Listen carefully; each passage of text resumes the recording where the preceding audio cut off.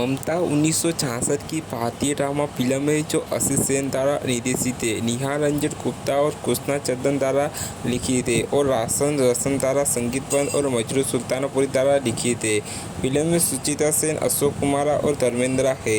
मध्य वर्ग के भाई और वर्ग संघर्ष के बारे में बनी इस फिल्म में मुख्य अभिनेत्री सुचित्रा सेन दोहरी भूमिका में है।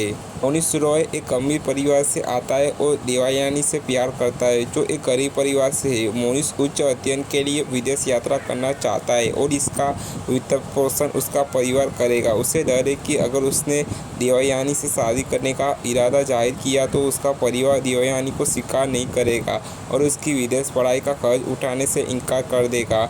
इसलिए वह और देवयानी मोनीश के भारत लौटने तक अपनी शादी टालने पर सहमत हुए हैं।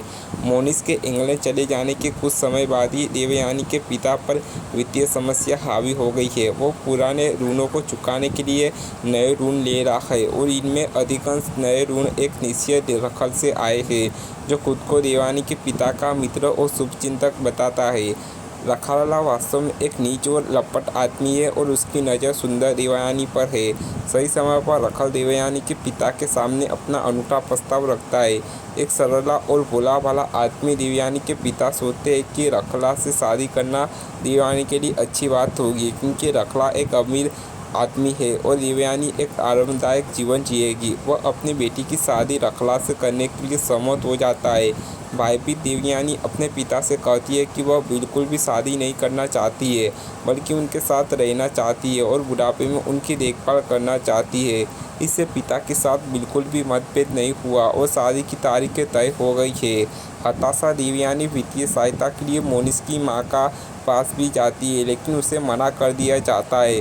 शादी हो जाती है। रखला जो देवयानी से काफ़ी बड़ी है उससे प्रेम लाभ करने के कुछ प्रयास करती है लेकिन उसे वह घृणित लगता है। रखला को जल्दी देवयानी का खट्टा और अस्वीकृतिवादी रवैया थकाऊ लगने लगता है और वह अपने शराब पीने और जुआ के साथियों के पास लौट आया है। जब वह देवयानी के रवैये से अपमानित महसूस करता है तो वह हिंसा का भी सहारा लेता है। रखला को अपने पिता से बहुत सारी संपत्ति विरासत में मिली थी लेकिन वह शराब, ताश और नचने वाली लड़कियों के शौकीन एक बेकार व्यक्ति था। वो अपनी कई बुरी आदतों पर पैसा खर्च करता है और सच्चाई यह है कि उसका अधिकांश पैसा अब खत्म हो चुका है। देवयानी जल्द ही गर्भवती हो जाती है और एक बच्ची सुपर्णा को जन्म देती है।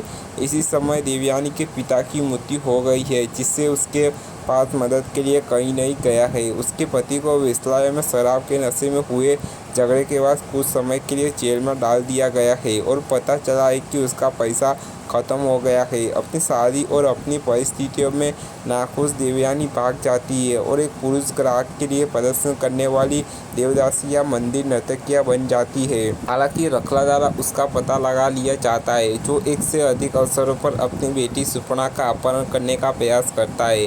पिता और पुत्री के अलावा सुनिश्चित करने के लिए देवयानी सुपर्णा को ईसाई मिशनरियों द्वारा संचालित एक अनाथालय में छोड़ देती है जिससे शर्त होती है कि सुपर्णा को गोद लेने के लिए नहीं रखा जाना चाहिए और जब भी संभव हो तो वह सुपर्णा के पालन पोषण में योगदान देगी। देवयानी स्थानांतरित हो जाती है और पारंपरिक शैली के कोठे दर्शकों के लिए गीत और नृत्य प्रदर्शन यानी यौन कार्य के में पुरुष दर्शकों के लिए गायन और नृत्य करके आजीविका कमाने की प्रयोजना में खुद को पूरे दिल से झोंक देती है। मोनीश अपनी शिक्षा पूरी करने के बाद शहर लौट आता है। वह देवयानी की शादी के बारे में पहले ही सुन चुका है। वह उसे भूल नहीं पाता है और जीवन पर अविवाहित रहता है। एक बार सड़क पर वह एक महिला को देखता है जो देवयानी की तरह दिखती है और उसे बुलाती है लेकिन वह मुड़ जाती है और बिना किसी पहचान के पास की टैक्सी के अंदर बैठ जाती है और चली जाती है। मोनीश के अन्य लोगों ने बताया कि जिस व्यक्ति को उसने देखा है वह लखनऊ की तैयब पद्मावती है। क्या देवयानी अभी भी जीवित है? पद्माबाई कौन है? सुपर्णा को क्या हुआ है? फिल्म देवयानी के जीवन की कहानी से संबंधित है और ममता के विषय इर्द गिर्द घूमती है। मातृत्व माँ का प्यार। एक माँ अपने बच्चों की सुरक्षा और भलाई के लिए क्या करती है और उसके लिए उसके द्वारा किए गए सभी बलिदान उसका बच्चा रुतबा, सम्मान और प्यार से भरा जीवन की जी सकता है। अनुभवी अभिनेत्री देवयानी और सुपर्णा दोनों की दोहरी भूमिका निभाती है।